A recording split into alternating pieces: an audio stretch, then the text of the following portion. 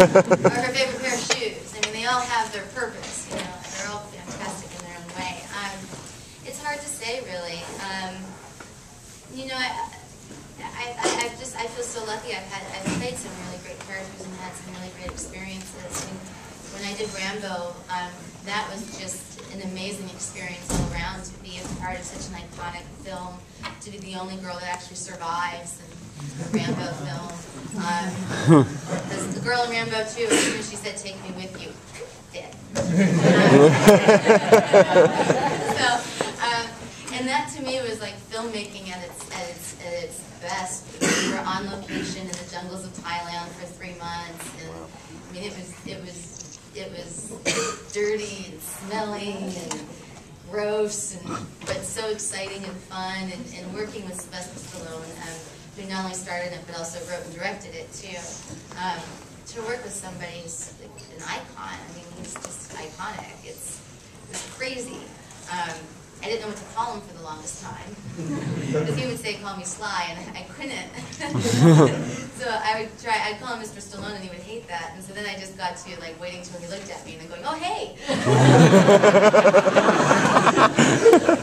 mean, that was the big joke on set, was like, have you called him Sly yet? Because I couldn't, you know, I mean, I mean, I grew up watching his movies, you know, so it was kind of crazy.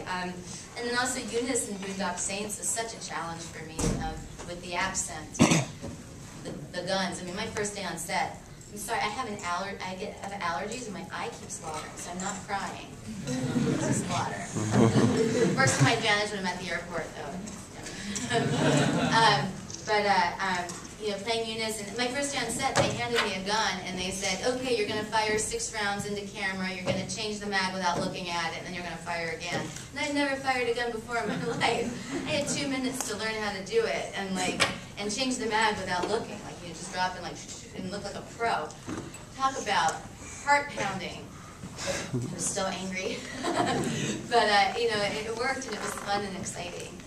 So, I mean, anything that's not normal for me, like any type of action stuff that's out of my realm of comfortableness, excites me and is fun. Yes? What kind of training, if any, do you receive on handling weapons for doing Rambo and the Punisher Wars? Did you see any? Absolutely none. Absolutely none. Well, in Rambo I didn't have to. I mean, in Rambo I was the innocent girl, so I mean, I just had to learn how not to have a complete breakdown every time a gun was fired next to my head.